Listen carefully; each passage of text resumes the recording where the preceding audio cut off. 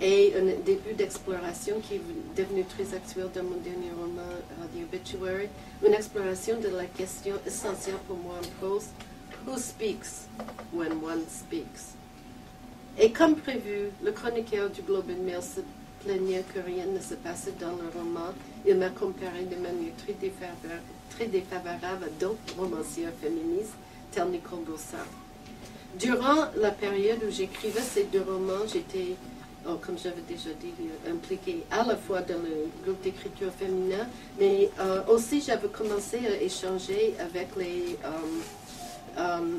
écrivains New Narrative de San Francisco.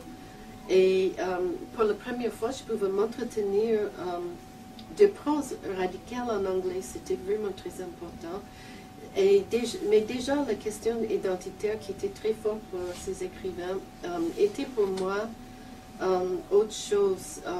Je commençais à voir déjà un rapport entre ce qui me semble être le miroir brisé de l'identité pour tellement de monde aujourd'hui et ce que je voulais faire avec la déconstruction, si vous voulez, de la narrateur ou la narratrice en prose.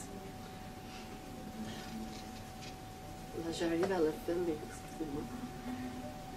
Ok, on pourrait revenir ici à Gertrude Stein qui, en voulant annuler la voie narrative, et je répète parce que c'est important, en voulant nous ramener à la matérialité du langage, réduisait la limite entre le sujet et l'objet, sujet parlant et l'objet de l'histoire.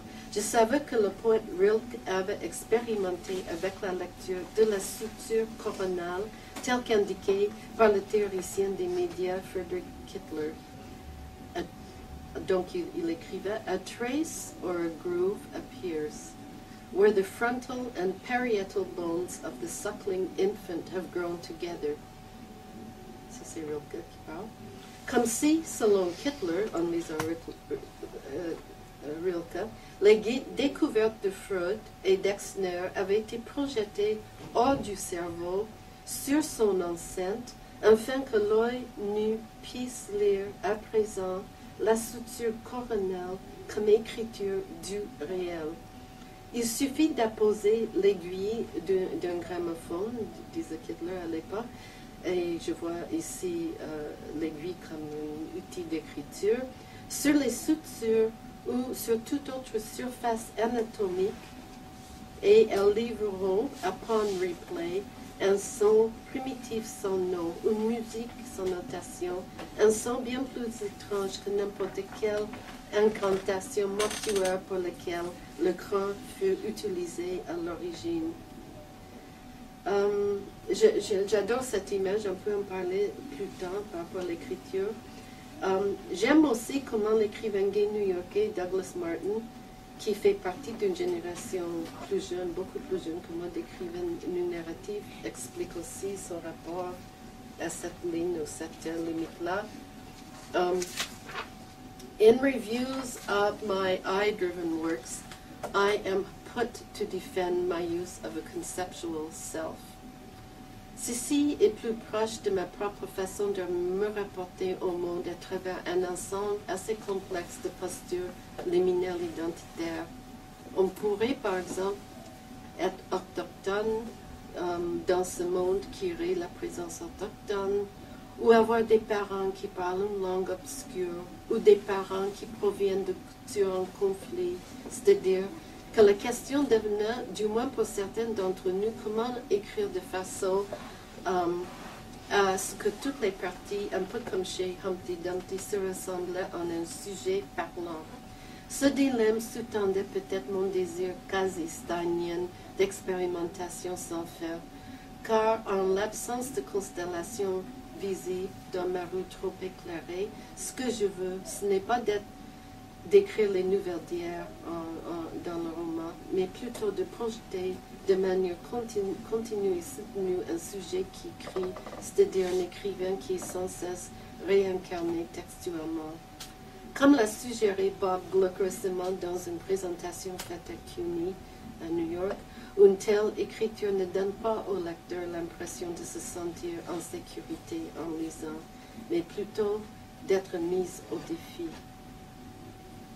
Ensuite, dans mon roman My Parish, j'ai pris comme emblème une de mes citations favorites, I am the only doll's breast with feelings, tiré du chapitre L'automaton, c'est jouet mécanique, je pense en français, dans le livre des passages de Walter Benjamin, que j'étais en train de lire un petit peu chaque jour quand je vivais à Paris afin de nourrir cette histoire-là.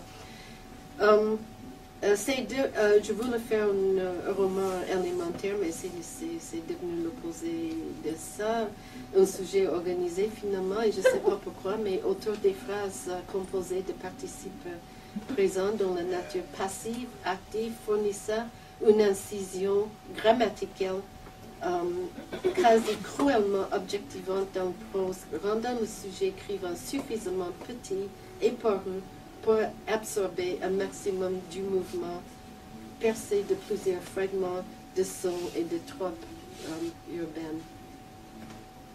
La présence émondée du narrateur ainsi que la nature passive-active du participe donnait au roman, selon moi, une surface texturée et m'a épargné une progression volontaire vers une fin future, exprimée au travers d'une narration directe. J'avais l'impression que je réalisais un rêve partagé par tant d'autres écrivains contemporains, d'écrire dans une sorte de moment présent dans lequel le moment et la voix narrative sont tous deux en devenir et fragmentés par le passé.